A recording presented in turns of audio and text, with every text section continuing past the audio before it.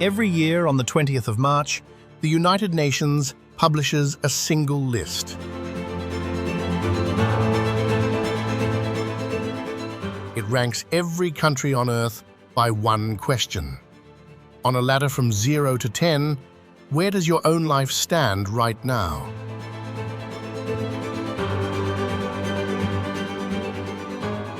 For 9 years, the same country has stood at the very top. Not Switzerland, not some island of sunlight and open faces. Finland.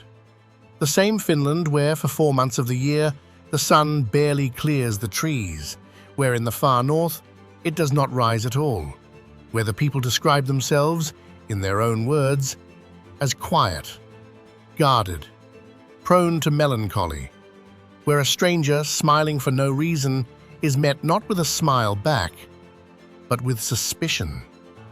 And where, as recently as 1990, the suicide rate was the second highest in the world.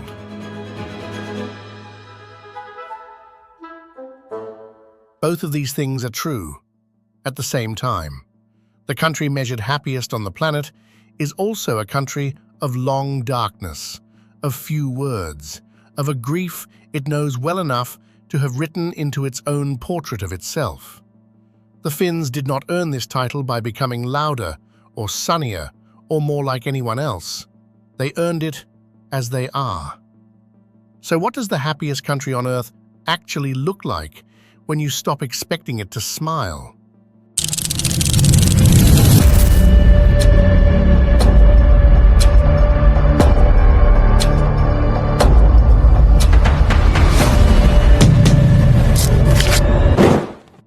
This is Finland, a country of 5.5 million people folded into the top right corner of Europe, Sweden to the west, Norway across the roof, and to the east, a border with Russia longer than any other country in the European Union shares, more than 1,300 kilometers of forest and silence. 3/4 of the land is trees. Nearly 200,000 lakes lie scattered between them, so many that no one has ever agreed on the exact number. There are more saunas here than cars, more lakes than towns, and a word, onni, that means happiness and is the given name of more than 10,000 living Finns. The happiness itself is real. The researchers who compile the list are careful about this. It is not a trick of translation or a nation lying to a survey. When Finns are asked to place their own lives on that ladder, they place them high, and they place them there consistently, year after year. But the reason is not what most people arriving here expect. And to understand it, you have to start not with the light, but with everything the light had to survive. Begin in the south, on the water. Helsinki does not announce itself the way other capitals do. There is no grand hill, no ancient skyline. The city sits low and grey against the Baltic, built out of granite, the same colour as the winter sky. From the sea, on a dim afternoon, it can look almost closed, a place holding something in. Walk into it, though, and the reserve softens. Helsinki is a city of islands, built across a scatter of peninsulas and skerries, its harbour crowded with ferries that carry commuters to summer cabins in the same breath as travellers to Estonia. In the market square by the water, vendors sell fresh peas and cloudberries and smoked fish under white tents. A short walk away, a church has been carved directly into a dome of solid granite. Tempeliaukio, its walls raw rock, its ceiling a great coil of copper, the acoustics so pure that concerts fill it most weeks. And threading through all of it run the trams, unhurried, the quiet circulatory system of a capital that has never felt the need to shout. Beneath a square in the center lies Amos Rex, an art museum built entirely underground, its galleries lit through domed skylights that bulge up into the plaza like bubbles surfacing from below. This is a recurring Helsinki habit, putting the extraordinary underground and keeping the surface calm. And it points to something stranger still about how this city was built to survive. But look at how it is built. Beneath the streets of Helsinki lies a second city. Hundreds of kilometers of tunnels carved into the bedrock, swimming pools, shopping streets, a hockey rink, data centers, car parks. Much of it doubles as shelter, engineered to hold the city's entire population underground, if it ever had to. Preparedness here is not fear. It is simply built into the floor, the way other cities build parking. And above ground, at the center of the city, stands a building that tells you almost everything about how the Finns think. Its name is Udi. It is a library, but the Finns call it the nation's living room. 3 floors of curving timber and glass, opened in 2018 and free to everyone who walks in. You can borrow a book. You can also borrow a sewing machine, a 3D printer, a musical instrument, a pair of skis. You can sit all day, buy nothing, and no one will ask you to leave. It was built to say something out loud that Finns rarely say out loud. That a good life is not something you earn alone. It is something a society decides to build and then keeps. There is a number the happiness researchers return to when they try to explain Finland. It has nothing to do with weather. If you drop your wallet on a street in Helsinki, you will almost certainly get it back. Researchers actually test this. They leave wallets in cities around the world and count how many are returned. Finland finishes near the top every time. And the researchers found something stranger still, that the countries where people simply believe their wallet would come back are also the countries where people rate their lives highest. Trust, it turns out, is not a consequence of happiness. It looks a great deal like a cause. Hold on to the wallets.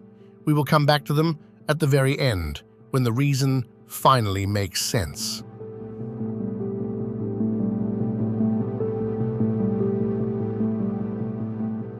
Because to understand why a Finn trusts a stranger with a lost wallet, you have to understand how much this country once had to lose, and how many times it nearly did. For most of its history, Finland was not a country at all. It was an edge. For 6 centuries, it was the eastern frontier of Sweden. Then, in 1809, Russia took it, and Finland became a grand duchy of the Tsar, a borderland ruled from elsewhere, its own language treated as a peasant tongue, unfit for law or literature. To be Finnish in those years was to be no one in particular, a farmer at the far end of somebody else's empire. You can still stand on the stones of that in-between world. Off the coast of Helsinki, spread across 6 islands, sits Suomenlinna, a sea fortress the Swedes began raising in 1748 to hold the Russians back. Vast ramparts, hundreds of cannon, a shipyard cut into the rock. It was meant to be the shield of the entire eastern realm. Some called it the Gibraltar of the North. In 1808, the Russians came, and after a siege and a winter of dwindling supplies and wavering nerve, the mightiest fortress in the Baltic surrendered, without ever fighting the decisive battle it was built for. Within a year, all of Finland belonged to the Tsar. The lesson was not lost on the Finns who came later. Walls do not save a small country. Something else has to. Turku, on the southwest coast, was the old capital in those days, Finland's oldest city, its medieval heart, the seat of its first university. The Russians soon moved the capital east to Helsinki, closer to their own border, easier to watch. For a long time, even the center of the country was chosen by someone else. Turku is where the country's recorded story begins. It was here, on the banks of the Ora River, that Christianity and the written word first reached Finland from the west some 800 years ago. Its cathedral, begun in the 13th century, still stands as the mother church of the whole country. Its castle has guarded the river mouth since the days of Swedish kings. For centuries, Turku was the largest city in the land, its university the mind of the nation. Then, in 1827, almost the entire wooden city burned to the ground in a single night, one of the largest fires in Nordic history. Turku rebuilt. Of course it did. But the capital had already gone east, and the country's center of gravity went with it. And then a country doctor changed everything with a notebook. His name was Elias Lönnrot. In the 1830s, he walked thousands of kilometers on foot through the eastern forests of Karelia into villages where old men and women still sang. Not songs for entertainment, songs that carried the memory of the whole people, passed mouth to mouth for centuries, never written down. Lönnrot listened and wrote and stitched what he heard into a single epic. He called it the Kalevala. It was published in 1835, and a people who had been told they had no history discovered they had been carrying one the entire time, in their own mouths, in a language the empire had dismissed. The Kalevala did not just give Finland a book, it gave Finland a reason to believe it was a nation. Within a lifetime, that belief would harden into a demand. And what a strange language it was to build a nation on. Finnish belongs to no family its neighbors share, not Swedish, not Russian, not the great Indo-European web that runs from Iceland to India. It is Uralic, a distant cousin of Estonian across the Gulf, and more faintly, of Hungarian, 1,000 kilometers to the south. A tongue with 15 grammatical cases and almost no words in common with the empires pressing in on either side. To speak Finnish was, in itself, to be from nowhere else. The language was the one border the empires could never move.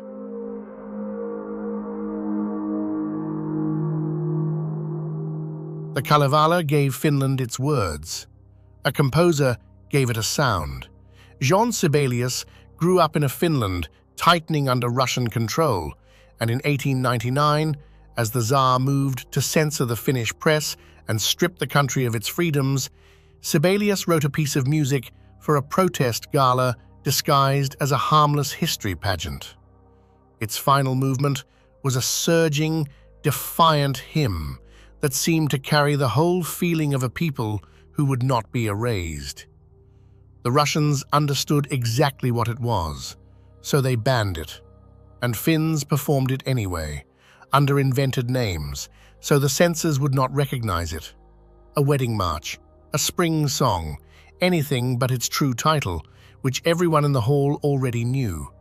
That title was Finlandia. To this day, its central melody is sung as a hymn at Finnish funerals and celebrations alike. A tune a country used to say who it was, back when saying so out loud could get you arrested. And there was another way this borderland was quietly ahead of the world. In 1906, still a Grand Duchy under the Tsar, Finland became the first country anywhere to give women full political rights, not only the vote, but the right to stand for office. The following year, 19 women took their seats in the Finnish parliament, the first female members of any parliament on earth. A poor, rural edge of an empire had done what no great capital had dared. The idea underneath it was the same one that runs through everything else here, that a society is only as strong as its willingness to include the whole of itself. The chance came in the winter of 1917 as Russia tore itself apart. December 6, 1917. In the chaos of the Russian Revolution, the Finnish Senate declares independence. After 600 years as someone else's edge, Finland is, for the first time, its own country. It lasted 7 weeks before Finns began killing each other. The new nation split in two, a socialist red side and a conservative white side, and fell into civil war. It was short. It was merciless. In a few months in 1918, close to 38,000 people died, many of them not in battle, but afterward, in prison camps of hunger and disease and executions. A country that had waited 6 centuries to exist nearly destroyed itself in its first year. The Finns did not forget this. Some wounds a country carries quietly for generations. But out of that near collapse came a decision that would shape everything after, that a nation this small, this exposed, could not afford to be a nation divided. Whatever held Finland together would have to be stronger than what any one Finn wanted for himself. That resolve had a name, and it was about to be tested by the largest army on Earth. November 30th, 1939. The Soviet Union invades. Stalin wants a buffer for Leningrad, 30 kilometers from the border. He demands Finnish land. Finland refuses. So the Red Army comes, nearly 500,000 soldiers, thousands of tanks and aircraft, against a Finnish army with almost no armor and a handful of planes. The world assumes it will be over in days. It is not over in days. In the forests of the east, in temperatures falling to 40 below, Finnish soldiers on skis move like ghosts through the trees. They know the ground. They wear white. They strike the enormous Soviet columns from the darkness and vanish back into it. At Suomussalmi, they cut 2 entire Soviet divisions to pieces on a frozen road. For 105 days, a country of under 4 million holds off a superpower. Finland does not win. In the end, the numbers are too great, and Finland is forced to hand over Karelia, the very region where Lönnrot once collected his songs. More than 400,000 Karelians leave their homes and move west, refugees inside their own country, carrying what they can. The Winter War was only the beginning of Finland's ordeal. A year later, seeking to win Karelia back, Finland fought the Soviet Union again, this time alongside Germany, a grim alliance of convenience the country has wrestled with ever since. When the fighting finally ended in 1944, Finland had kept its independence, but at a steep price. The lost land was gone for good, and the Soviet Union imposed enormous reparations to be paid in machinery and ships. Finland paid every last installment. It remains the only defeated nation of that war to have paid its reparations in full, building the factories and shipyards it needed to do so, and turning itself, almost by force, into a modern industrial country in the process. In 1952, barely recovered, Finland hosted the Olympic Games in Helsinki, a small, exhausted nation telling the world it was still standing. For the next 50 years, Finland lived in the narrowest of spaces, a democracy sharing a vast border with the Soviet Union, careful, watchful, neutral by necessity, bending where it had to in order not to break. It came through the entire Cold War without losing its freedom. And then, in 2023, after its enormous neighbor went to war in Ukraine, Finland made a choice it had avoided for 75 years. It joined NATO, quietly, deliberately, with broad agreement among its people. The long balancing act was over. The country that had learned, in the snow of 1939, that walls alone do not save a small nation, had decided how it would face the next century, not by itself.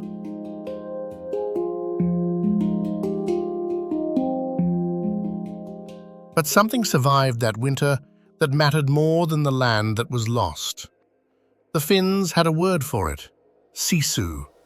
It does not translate cleanly, not courage exactly, not stubbornness exactly. It is closer to this: the strength that shows up after your strength is gone. The capacity to keep going into a thing that is clearly too big for you, precisely because it is too big for you. Sisu is the quality the world admired in Finland in 1940. Keep it in mind, because Finland's hardest fight was not against an army in the snow. It was quieter, it came later, and it was fought against the darkness itself. But not everything in this country is a battle. Some of it is simply warm. To understand how a Finn actually rests, you have to take off your clothes. There are around 3.3 million saunas in Finland for 5.5 million people. They are in apartments, offices, summer cottages. There is one in the Parliament building. There is one 900 meters down a working mine. When Finnish soldiers serve abroad on peacekeeping missions, one of the first structures they build is a sauna. A wartime army manual once noted that a battalion needs only 8 hours to build saunas, heat them, and bathe. It is not really about being clean. In 2020, the United Nations recognized Finnish sauna culture as intangible heritage of humanity. The Finns have always understood the sauna as something closer to a church, a quiet, equal place. Inside, there are no titles, no wealth. Everyone sits naked on the same wooden bench, in the same heat, and the ceremony is silence. You throw water on the stones. The steam rises. Lowly, they call it, almost a living thing, and for a while, nobody needs to say anything at all. This is the part outsiders miss about Finnish quiet. It is not coldness. To a Finn, silence is not an awkward gap to be filled. It is a kind of respect. You do not perform your warmth here. You simply show up, sit beside someone in the heat or the forest, and stay.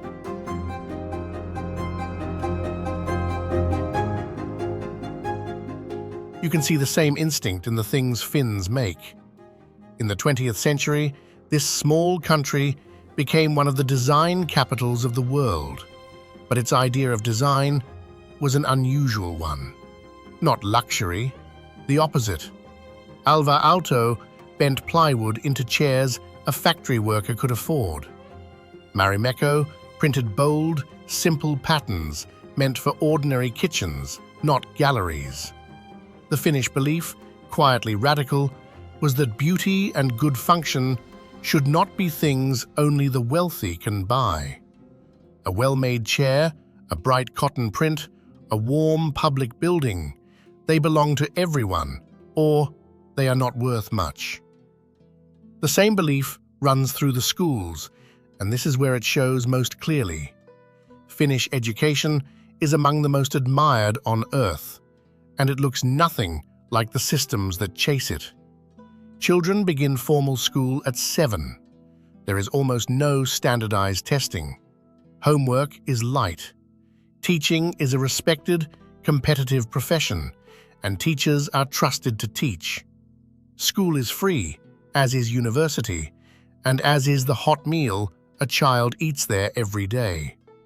Finland decided, generations ago, that a good education is not a prize for the lucky.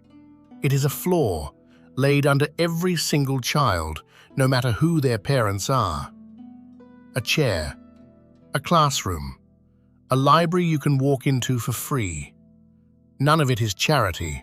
All of it is the same quiet idea, built over and over again, that a good life should be within reach of anyone, not held up above them.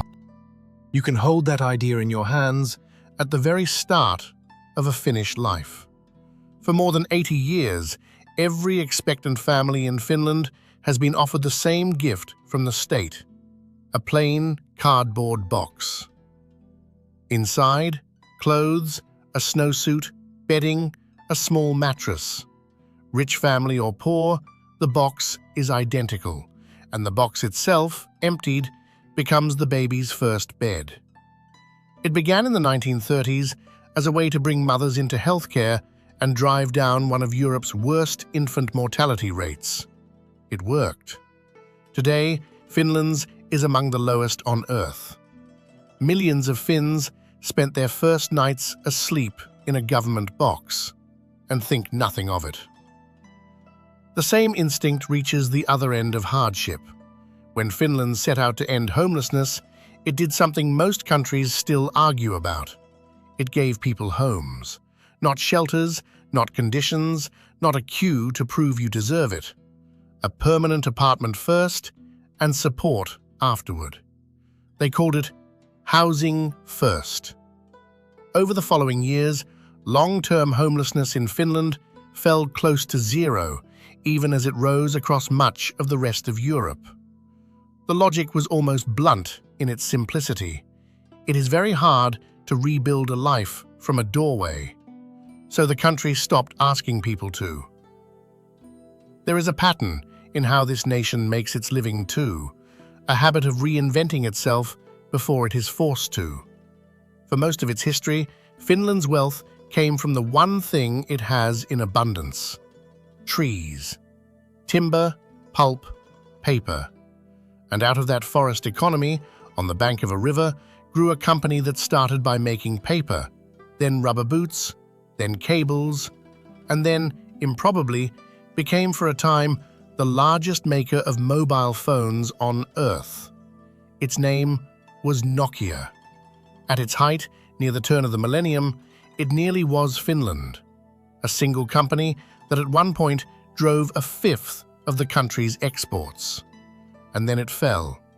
The smartphone arrived, Nokia missed it, and within a few years, the giant that had carried a nation collapsed out of the phone business almost entirely. It could have broken Finland. It did not. The engineers Nokia let go scattered into hundreds of small companies. Some of them started making games. One made a slingshot for Angry Birds, another a Clash of Clans. And Finland, quietly, became one of the mobile gaming capitals of the world. The forest built the paper built Nokia. Nokia's wreckage built the studios. The country kept moving, the way it always has, by refusing to stand still on ground that was giving way. And in the middle of all this seriousness, there is tenderness. It looks like a small, round, hippo-shaped creature called a moomin. The moomins were the creation of Tove Jansson, an artist who began drawing them during the darkest years of the Second World War, as bombs fell and the future was uncertain. Her strange, gentle valley of creatures who welcome any stranger, weather every storm together, and are quietly unafraid of the dark, became beloved around the world. And they reveal something Finns rarely say aloud. Beneath the reserve is a deep, unshowy warmth. The moomins do not chase adventure. They come home, light the lamp, and wait out the winter as a family. It is, in the shape of a cartoon, the whole Finnish idea of happiness. And when a Finn wants to feel most themselves, they leave the city entirely. Because the true center of this country is not Helsinki. It is the water in the middle of it. Finnish Lakeland is one of the largest lake districts on Earth, a labyrinth of nearly 200,000 lakes, stitched together by narrow channels, islands within islands, water and forest folded into each other until the map itself seems uncertain where land ends. From the air in summer, it does not look like a country with lakes in it. It looks like water with a country floating on top. Out here stands the truest Finnish building of all. Not the library, the moki, the summer cottage. Often small, often without running water, frequently without an internet signal, and that is the point. Nearly every Finnish family has access to one, or to someone's. And in July, the country half empties into the forest. To swim in cold, clear water, to sit on a wooden dock doing precisely nothing, to heat the sauna and cool off in the lake and heat it again. And they eat from the land around them. The Finnish table is a forest table, rye bread, dark and dense enough to keep, new potatoes with dill, fish pulled from the lake that morning, and berries by the bucket, blueberries, lingonberries, and the prized amber cloudberry that grows on northern bogs and is hunted like treasure. Much of it is simply gathered. In late summer, whole families vanish into the woods to pick berries and mushrooms, a harvest anyone is free to take. And they drink coffee, more of it per person than any other country on earth. Not as a rush, but as a pause, a reason to stop, sit, and say little. Even the national habit that looks least like rest turns out, on closer inspection, to be exactly that. They can do this almost anywhere, because of a right most countries do not have.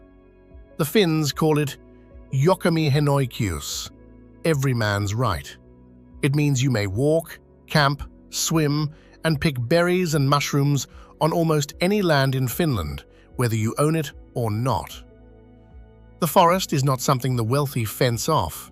It belongs, in a real legal sense, to everyone. Access to nature is not a luxury here. It is a birthright, written into law.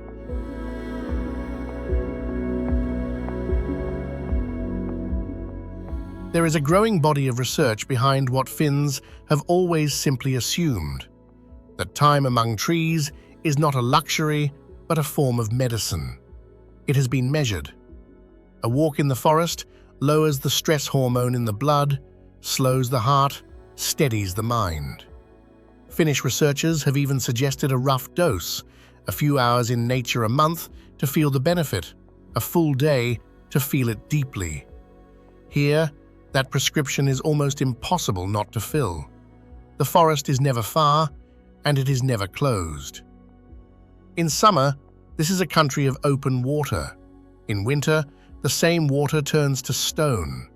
The lakes freeze thick enough to walk on, to skate for kilometers, to drive a car across on marked ice roads that appear each year like temporary highways over the deep.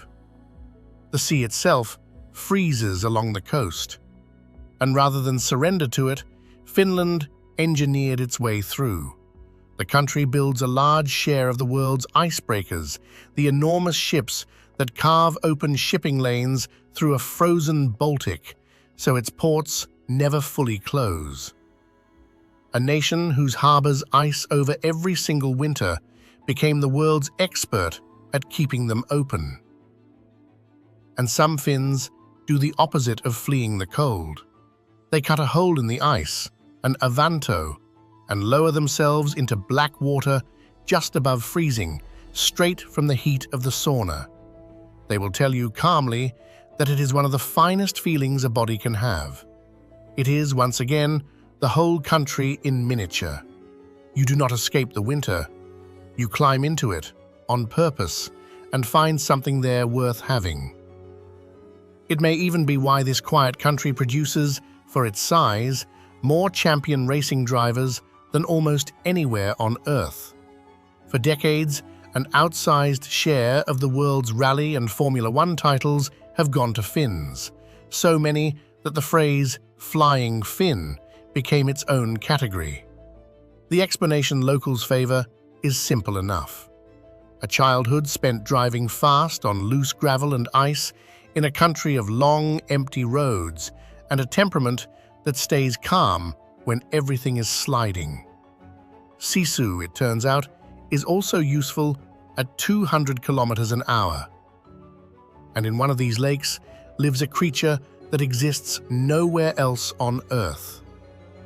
Lake Saimaa is the largest lake in Finland, the fourth largest in Europe, and 8,000 years ago, as the land rose after the last ice age, a population of seals was sealed inside it.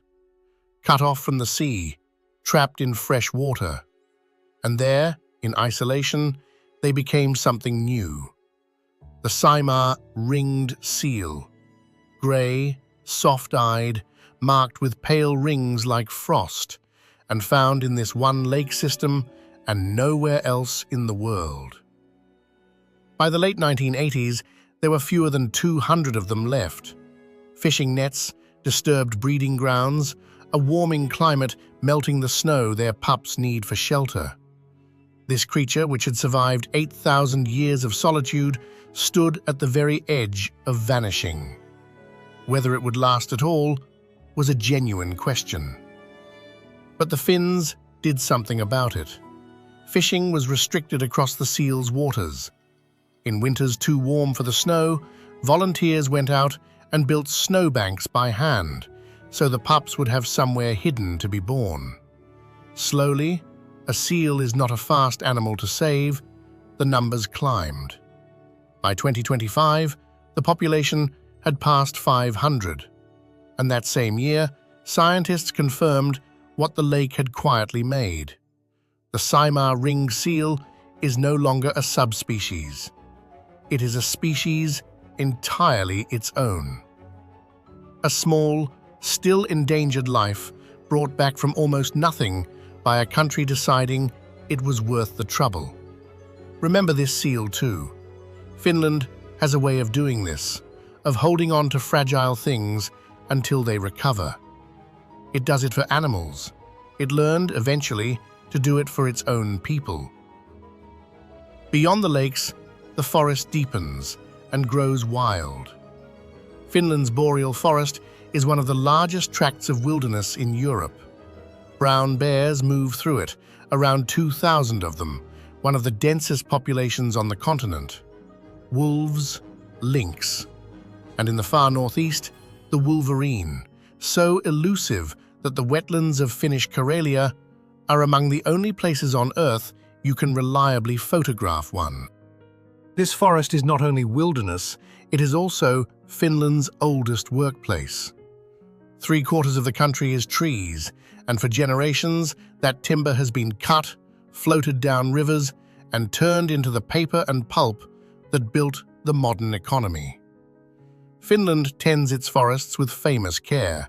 For every tree felled, more are planted, and the woods have kept growing even as they are harvested. But there is an honest tension here, and Finns argue about it openly. A working forest of neat, even-aged trees is not the same as an ancient one. The old-growth stands, with their fallen wood and deep silence, are where much of the country's rarest life survives, and those are the forest's hardest to get back once they are gone. A nation that loves its woods is still learning where the saw should stop. The old Finns feared the bear and revered it. They believed it understood human speech, so they refused to say its true name aloud in case it heard, and invented dozens of others instead. Honeypaw, the old man of the forest, the wide one. A whole vocabulary built to avoid speaking directly to a god who lived in the trees. The bear is still Finland's national animal. Some of that old reverence never entirely left.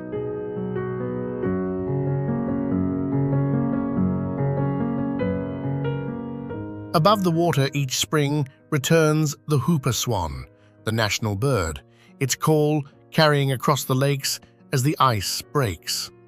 And in the summer forest, if you sit still long enough, a Siberian jay may land beside you, bold and unbothered, to inspect whatever you are eating. Even the small lives here have learned to keep company. To meet the forest's larger residents, you do not chase them, you wait. In the eastern woods near the Russian border, photographers spend whole nights in low wooden hides, motionless, as the long northern dusk stretches past midnight. And out of the trees, unhurried, come the brown bears, to feed, to spar, to move through the clearing like something remembered rather than seen. Nearby, in the wetlands, the wolverine appears, low, dark, and relentless, one of the most elusive animals in Europe and one of the last places on the continent it can still be found. And down at the scale of the forest floor lives everything the big animals depend on.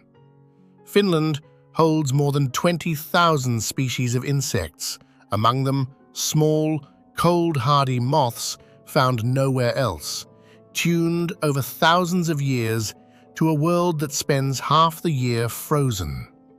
In the brief, frantic light of the northern summer, the air fills with them, and with the birds and bats that follow. It is not a gentle abundance, it is a short, fierce one. A whole ecosystem that has learned to live an entire year inside a few months of light, and to endure the rest in stillness. And where the land finally breaks apart into the sea, it does something almost nowhere else does. Off the southwest coast lies the Archipelago Sea, by the count of its islands, the largest archipelago in the world. Tens of thousands of islands, islets, and bare skerries, so many that most have no name, and no one at all. At its heart lie the Åland Islands, Swedish-speaking, self-governing, and demilitarized by international treaty for over a century, a corner of Finland that runs its own affairs and has kept the peace by keeping the soldiers out. Over these waters now soars a bird that was very nearly gone.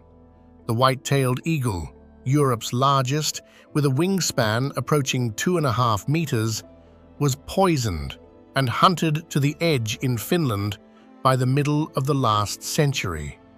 Sustained protection brought it back. Today, it rides the wind between the skerries again, a familiar shape over the coast. One more fragile thing this country decided it would not lose.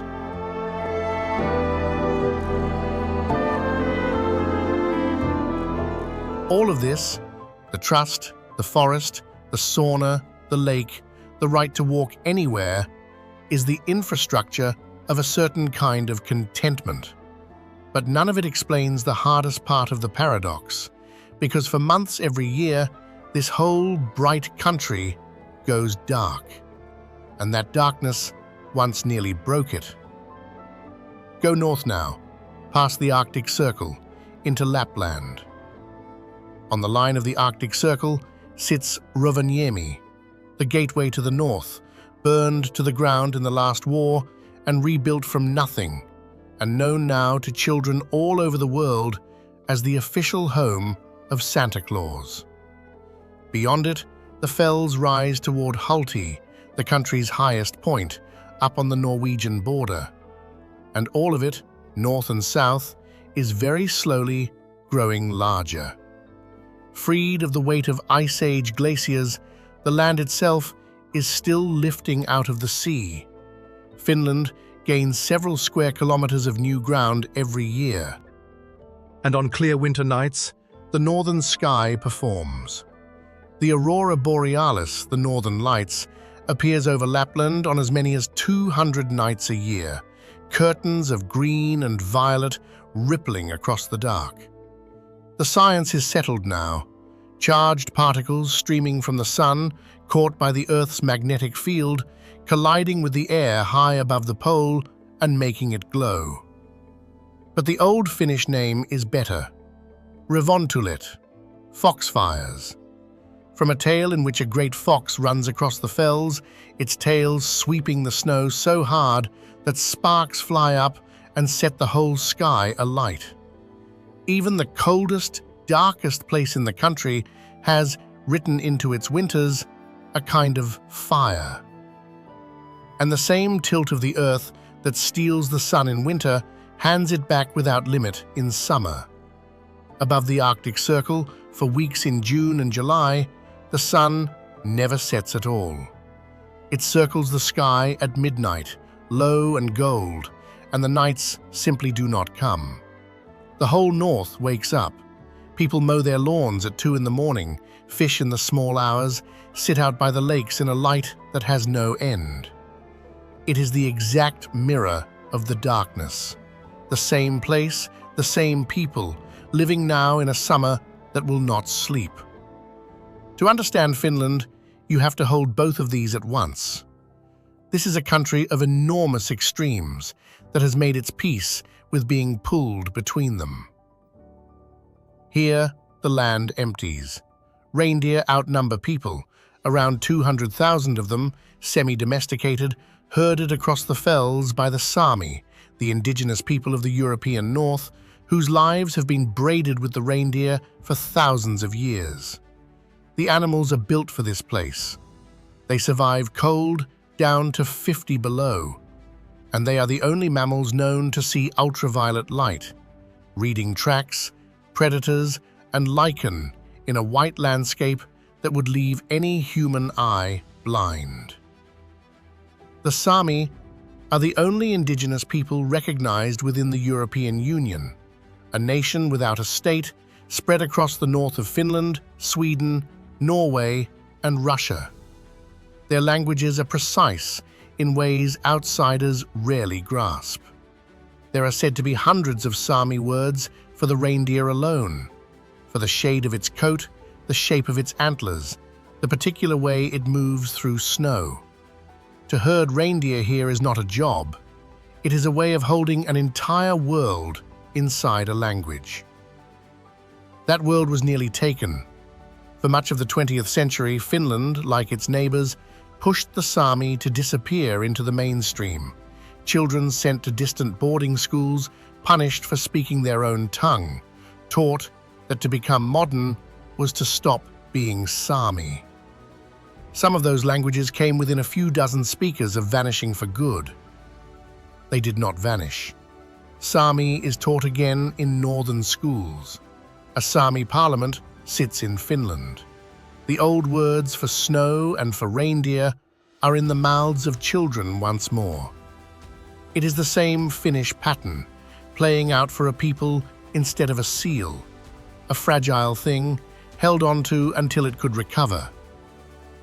And then, in November, the sun goes down and does not come back. The Finns call it Kamos, the polar night. In the far north, for weeks at a time, the sun never rises above the horizon at all. The world does not go fully black. There is a long blue twilight, a few hours of dim glow, but there is no daylight. No sunrise to mark a morning, just darkness and cold, and the knowledge that this will last for weeks. The human body was not designed for this. Without sunlight, the rhythms that govern sleep and mood begin to slip. And for a long time in Finland, the darkness carried a shadow that the country did not speak about openly. By 1990, Finland had one of the highest suicide rates in the world, second only to Hungary. In a nation that prized silence and self-reliance, that admired the man who endured without complaint, there was a terrible cost hidden inside Sisu itself.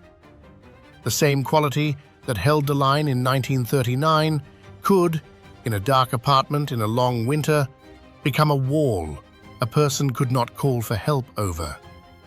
To struggle in silence was noble, and silence for too many was fatal.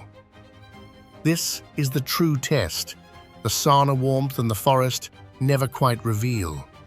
Not an invading army.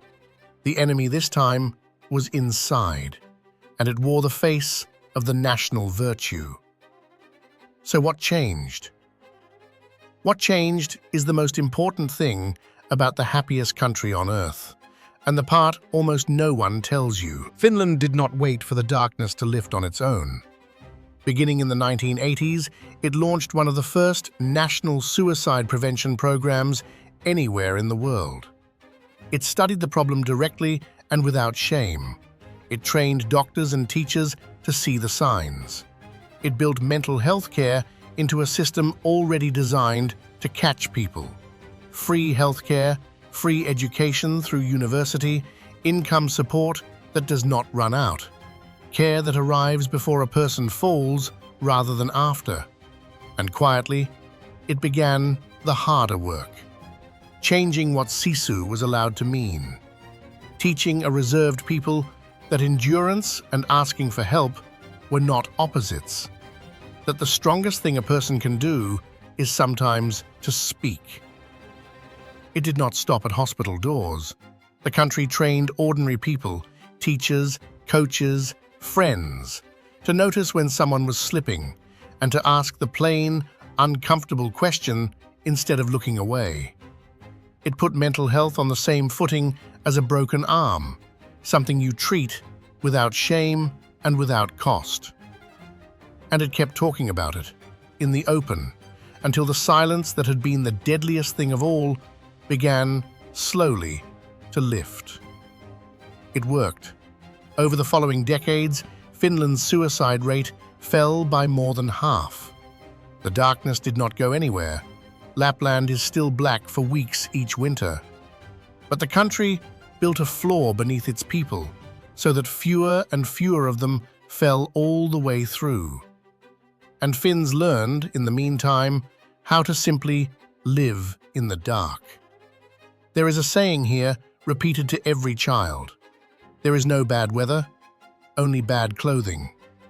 So life does not stop when the light does. People cycle to work through the snow on studded tires. Children are sent outside to play in the cold, bundled and unbothered. Cafes set candles on the tables and lamps in the windows. You do not defeat the darkness.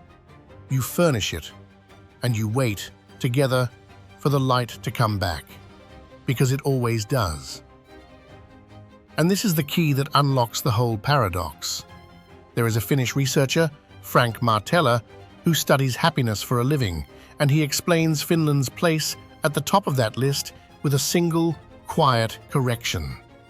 Finland is not number one, he says, because it has more extremely happy people than anywhere else. It is number one because it has fewer extremely unhappy ones. That is the entire secret. That is what the ladder is actually measuring, not a nation of wide smiles. A nation that has spent 100 years, through civil war, through invasion, through the longest nights on the continent, building the thing that catches you when you fall. Trust, healthcare, education, the forest that belongs to everyone. A society that decided, after nearly tearing itself apart, that no one should be allowed to drop all the way to the bottom of the ladder alone. Now the wallet makes sense. You get it back because the person who found it lives in a country that has spent a century making sure they too will be caught if they fall. Trust is not a mood in Finland. It is the visible surface of a promise the whole society keeps. That is why it looks like a cause of happiness. It is. And now the seal makes sense, and Sisu makes sense, and even the darkness makes sense.